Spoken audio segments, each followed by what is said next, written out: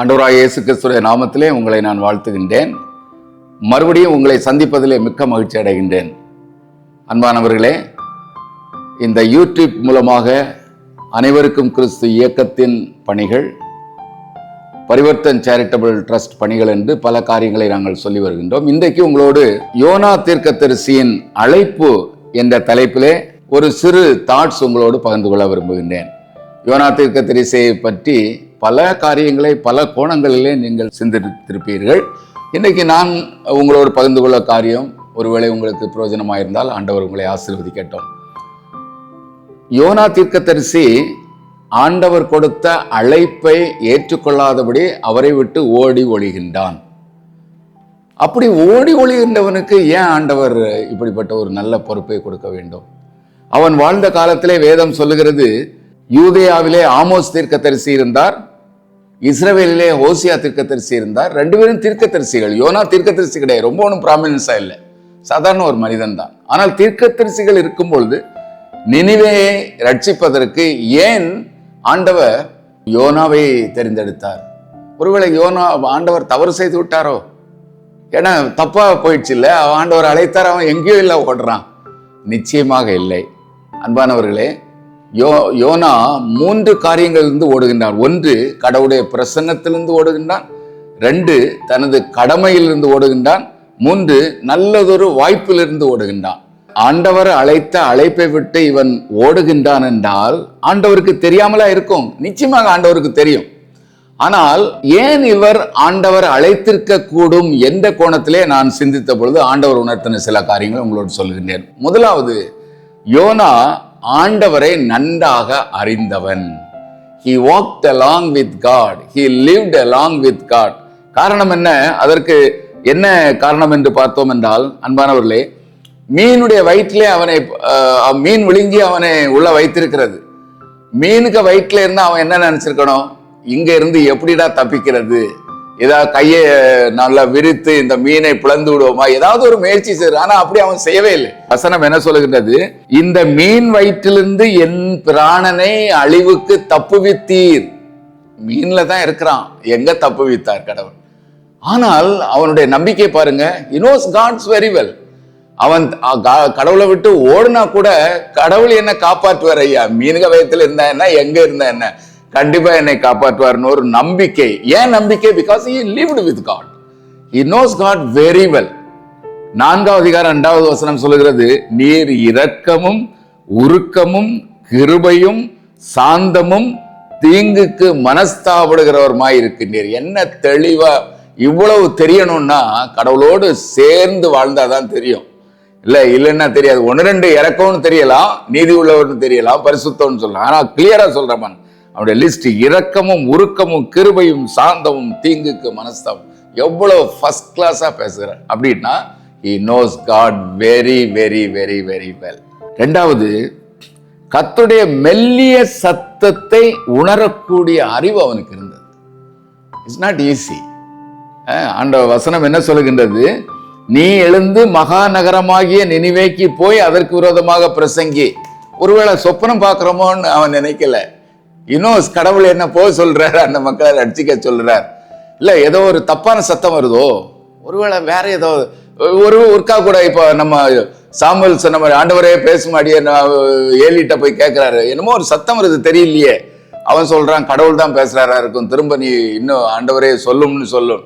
ஆனா இங்க அப்படி இல்லை. ஃபர்ஸ்ட் அட்டம்ப்ட்லயே he knows God's word வந்து கிளியர், அவனுக்கு ஃபர்ஸ்ட் கிளாஸா புரிகிறது. அப்படின்னா என்ன? கடவுளுடைய மெல்லிய குரலை உணரக்கூடிய திறமை அவனுக்கு இருந்தது. இது சாதாரணமான அரியதிலும் அரிய திறமை. நம்ம எத்தனையோ தடவை வேதத்தை வாசிக்கிறோம், பாட்டு பாடுறோம், வர்ஷிப் பண்றோம், எல்லாம் பண்றோம். ஆனால் ஆண்டவருடைய சத்தத்தை உணர்கின்ற திறமையை நாம் உருவாக்கி இருக்கின்றோமா? It's very very very rare. இப்ப நீங்க உணர்வீர்கள் யோனாவை எவ்வளவு கரெக்டா கடவுள் பிடித்திருக்கிறார். 3வது குணத்தை பார்ப்போம். He is a man of eloquence. பேச்சு திறமை உள்ளவன், பயங்கரமான பேச்சு திறமை. வெறும் 4 அதிகாரம் தான், ஒண்ணுமே அவன் பேசல, எல்லாம் மற்றதுதான் இருக்குது. ஆனா 1,20,000 மக்கள் முன்னால போயிருந்து ஒரு 2 லைன் பேசினா எவ்ரிபடி இஸ் அவுட், எல்லாருமே விழுந்துட்டாங்க. உடனே ரட்சிப்பு அங்க உருவாகிறது. அப்போ என்ன திறமையா பேசியிருக்கலாம்ல?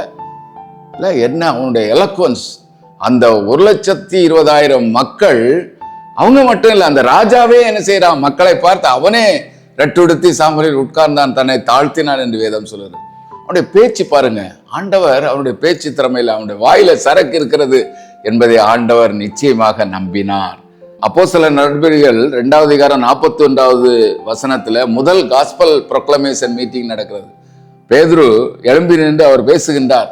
ஒரே அடியில, ரொம்ப ஒன்றும் பேசல, கொஞ்சம் தான் பேசுறார். இயேசு கிறிஸ்துடைய உயிர்ப்பை பற்றி, அவருடைய ரட்சிப்பை பற்றி பேசுகிறார். 3000 பேர் flat, 3000 people. It is possible. நமக்கு கேள்வி எழலாம் இல்ல, நம்முடைய வாயின் வார்த்தைகளை பரிசுத்தப்படுத்தி ஆண்டவர் கொடுக்கும் பொழுது அங்கு அற்புதங்கள் நடைபெறுகின்றன. இது நாம் நிச்சயமாக யோனாவின் வாழ்க்கையில இருந்ததை ஆண்டவர் பார்த்தார். 4வது, is a man of honesty.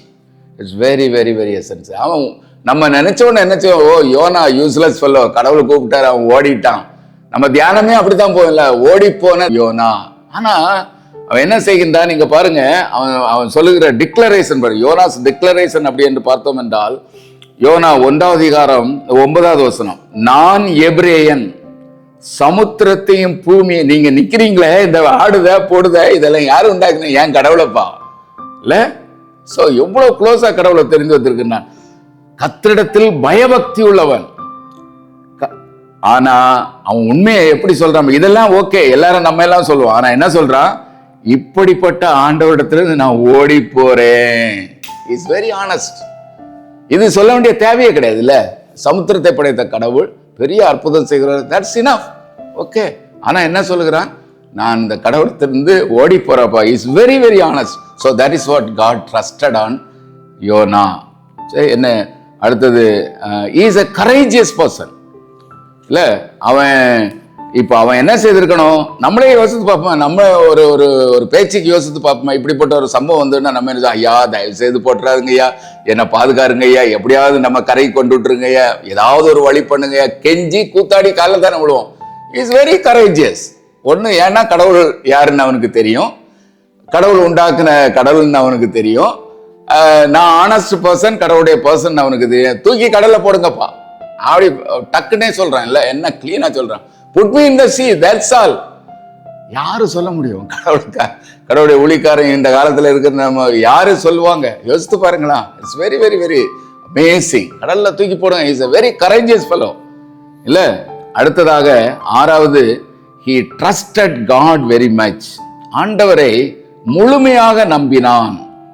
அவன் கடல்ல போடுங்கன்னு அவன் சொல்றான்னா சும்மா ஒன்னும் பேச்சுக்கு ஒன்னும் சொல்லல, நான் செத்து போறேன் அப்படின்னு எல்லாம் அவன் சொல்லல.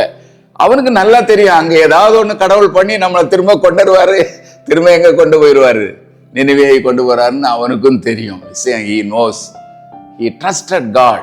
that is why என்னதான் கரேஜ் இருந்தாலும் அவனுக்கு ஆண்டவர் பேர்ல ஒரு பெரிய விசுவாசம். ஏன்னா ஆண்டவர் அவன் தான் சொல்றான், நீ தீங்குக்கு மனஸ்தாபப்படுகிறவர், நீ ரட்சிக்கின்ற கடவுள், நீ கிருபை உள்ள கடவுள், எல்லாமே அவன் சொல்றான். அப்படின்னா சும்மா விட்டுருவாரா என்ன? அவன் அனுபவத்திலே அறிந்திருக்கின்றான், கடலில் இருந்து கர்த்தர் பார்த்து கொள்வார். ஸோ அவனுக்கு he trusted God very much. ஃபைனலாக, ordinary person put to extraordinary work.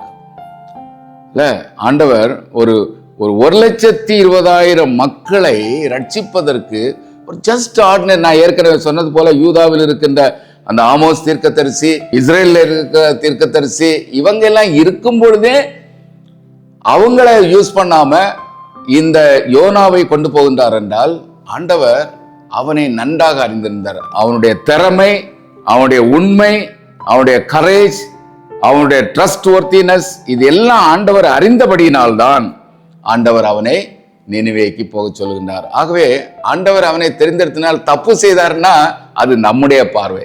But biblical பார்வை என்ன சொல்லுகின்ற ஒரு வசனத்தை வாசிக்கின்றேன். 1 தீமோத்தேயு 1:12 சொல்கிறது, என்னை உண்மை உள்ளவன் என்று எண்ணி இந்த ஊழியத்திற்கு ஏற்படுத்தினபடினால். நம்ம நினைப்போம், நான் போக்குறி, நான் யூஸ்லெஸ், அதை பண்ணேன் இதை பண்ணேன். But God knows. ஏன்னா கடவுள் எங்க பார்க்கிறாரு, இன்னிலிருந்து ஒரு 40 வருஷத்துக்கு அந்த பக்கம் பார்க்கிறார். அன்பானவர்கள், இன்றைய என்னை பார்க்கவில்லை, அவர் வருங்கால என்னை ஏற்கனவே அறிந்திருக்கிறார். உன் கருவில் உருவாவதற்கு முன்னதாகவே என் கண்கள் கண்டதுன்னு சொல்லுற ஆண்டவர் என்னை எங்க பார்க்கிறாரு, ஆஃப்டர் 20 years 30 years, நான் ஊழியத்துக்கு வரும்பொழுது நான் ஜான்சியில் முதல்ல வந்து சேர்ந்தேன். 315 ரூபா தான் எனக்கு சம்பளம். அன்றைக்கு மிக மிக மிக அந்த குறைந்த சம்பளத்தில் நான் இல்லாமல் இருந்திருந்தால் இன்றைக்கு 3 இயக்கங்களிலே டைரக்டராக பொறுப்படுத்து ஆண்டவருக்காக பெரிய காரியங்களை செய்யக்கூடிய வாய்ப்பு எனக்கு வந்திருக்கிறது. ஆகவே அன்பானவர்களே, நான் என்ன சொல்லிக் கொள்கிறேன், ஆண்டவர் அழைத்தார் என்றால் அதை அலட்சியப்படுத்தாதுங்கள். ஏன்னா கடவுள் இன்றைக்கு இருக்கிற உங்களை பார்க்கவில்லை, நாளைக்கு உள்ள உங்களை பார்க்கிறார். உங்களின் மூலமாக நம் மூலமாக பெரிய காரியங்களை like 1,20,000 people at one go to be saved. What a miraculous things God is going to definitely do. கர்த்தர் உங்களை ஆசீர்வதிப்பாராக. அர்ப்பணியுங்கள் ஆண்டவர். நம் தேச சுதந்திர வானிலே கார்மேகம் சூழ்ந்திடும் காலமே, நம் தேச சுதந்திர வானிலே கார்மேகம் சூழ்ந்திடும் காலமே, ஒளி வீசும் தீபமாய் வாருமே, தேசத்தை மீட்டிட சேருமே, தேசத்தை மீட்டிடவே சேருமே. கிறிஸ்துவின் திரளானி இளைஞரின் பேரணி, பாரினை வென்றிடும் பரிசுத்த பவனி. இயேசுவின் திரளானி இளைஞரின் பேரணி, பாரினை வென்றிடும் பரிசுத்த பவனி. இளைஞர் நாம், இயேசுவுக்கு பிரியம், நம் வாழ்வு என்றும் அவருக்கு தானம்.